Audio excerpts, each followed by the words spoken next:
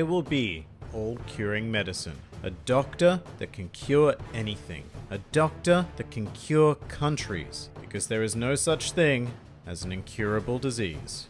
Hello and welcome to One Piece 101, the series that breaks down everyone and everything in the One Piece world. Today we are going to be taking a closer look at the adorable doctor, and let's face it, mascot of the Straw Hat Pirates, Tony Chopper.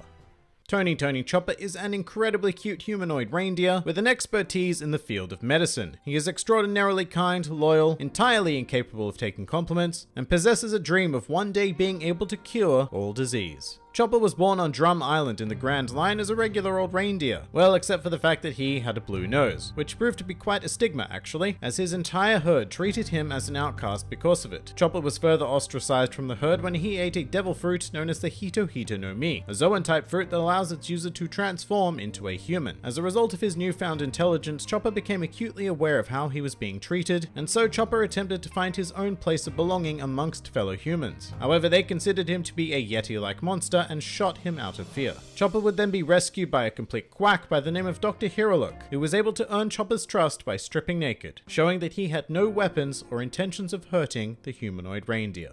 Hiruluk then took him in, and Chopper experienced kindness for the first time in his life. Chopper then went on to become Hiruluk's assistant, and despite the fact that he was an absolutely abysmal doctor in almost every way, Hiruluk became Chopper's role model and taught him his philosophy of a Jolly Roger being a symbol of strength and vitality. However, unbeknownst to Chopper, Hiruluk's health was decaying rapidly, which led the old quack to kick Chopper out as he did not want the young reindeer to watch him die. When Chopper became aware of the situation, he vowed to save his mentor and recalled a particular mushroom that was rumored to heal every illness. He then raided Hiruluk's medical books and found a mushroom with a skull and crossbones next to it, which Chopper took to be the symbol of a Jolly Roger, something that he had been taught was a symbol of strength. Chopper then journeyed across Drum in search of the mushroom, which required him to cross through the territory of his former herd. Upon seeing Chopper, the herd leader immediately attacked him with the intent to kill, forcing Chopper into a desperate battle for life, which he won, barely, and as a result, he was able to claim the needed mushroom. He returned to Hiruluk to present the cure, and unbelievably touched by Chopper's actions, Hiruluk ate the mushroom to show his gratitude,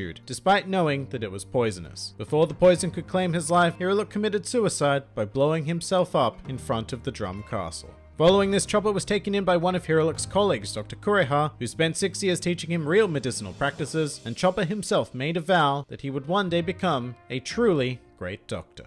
Chopper proved to be an incredible student, and was even able to take his medical knowledge to the point where he began experimenting with drugs to enhance his devil fruit abilities. In particular, he developed the Rumble Balls, which allow Chopper to access transformative states outside of the standard 3 forms granted by a Zoan fruit. Although this experimentation did also result in the discovery of a form too powerful for Chopper to control, known as Monster Point, which occurred when Chopper consumed 3 Rumble Balls in under 6 hours. During this time, the tyrannical king of Drum, Wapol, was forced to flee the island after an invasion at the hands of the Blackbeard pirates, after which point Chopper and Kureha decided to set up shop in the Drum Castle. Shortly after that, the Straw Hat Pirates landed on Drum in search of a doctor to heal their sick navigator, Nami. After climbing barehand to Drum Castle, Luffy delivered Nami, Sanji, and by that point himself, and all 3 of them were treated by the duo of doctors. After recovering from her sickness, Nami invited Chopper to join their crew, however he refused immediately due to his deep distrust of humans. This changed when Luffy helped them defeat Wapol, who had come to reclaim his kingdom, and Chopper eventually realized that he would need to set out to sea in order to broaden his medical knowledge and work towards his dream. From then on, Chopper has sailed with the crew from island to island and has been absolutely integral in quite literally keeping them alive. As the youngest crew member, Chopper fits in quite nicely with the more wacky members of the crew such as Luffy and Usopp, and quite frequently gets caught up in their shenaniganry. Despite that, it should be noted that the crew treats him with the utmost respect, particularly Robin, with whom Chopper shares an affinity for reading and academic pursuits. Throughout his journey, Chopper has also abided by a strict doctor's code, prioritizing healing and kindness in every possible situation. Furthermore, Chopper becomes highly enraged whenever he encounters a doctor who does not live by these principles, such as Dr. Hogback or Caesar Clown. But in addition to his medical knowledge, Chopper possesses a variety of other skills, most notably in that he is able to speak to animals of seemingly any kind, which sort of makes sense because he was originally a reindeer, but also doesn't because it presents the idea that all animals have some sort of universal language, but there you go. By necessity, Chopper has also greatly increased his physical strength while traveling throughout the Grand Line, and has even found himself in situations where it was necessary to activate activate Monster Point despite his lack of control over it. And all of those efforts have earned some recognition from the world government, who awarded Chopper a bounty of 50 berries, not 50 million, because in reality, he was mistaken as a mere pet of the Straw Hat crew. After being separated from the crew by Bartholomew Kuma, Chopper found himself in the Torino Kingdom in South Blue. Here, Chopper prevented a war between a race of humans and birds by acting as an interpreter between the two, and he then went on to spend 2 years studying medicine in their extensive library. When Chopper finally reunited with the crew, he brought a vast wealth of knowledge with him, as well as a whole host of new transformations such as Kung Fu Point, as well as finally being able to control the extraordinarily powerful Monster Point. And so Chopper continued his journey by passing through Fishman Island and into the New World, diligently working towards his dream of one day being able to cure all disease. Some more fun facts about Chopper. Chopper's character is very possibly based on Rudolph the Red-Nosed Reindeer due to the similarities being shunned because of their uniquely colored noses. Additionally, Chopper's birthday also happens to be on Christmas Eve. Chopper's Monster Point staunchly resembles the form of a Wendigo, a figure of Native American folklore strongly associated with winter and coldness in general.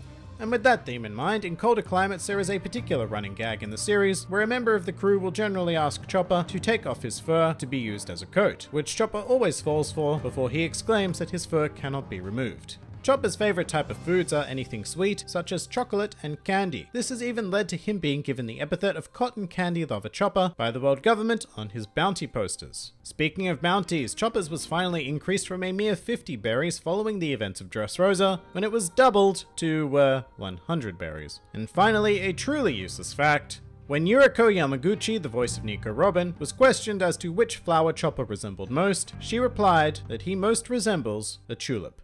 And that pretty much does it for Chopper. If you enjoyed this video, then feel free to like, favorite, or subscribe, and if you are in any way inclined to help support this independent channel, then also feel free to check out my Patreon, Discord server, or Twitter, the links to which are in the handy description below. And finally, please do comment with who, what, or where you'd like to see featured on the next One Piece 101.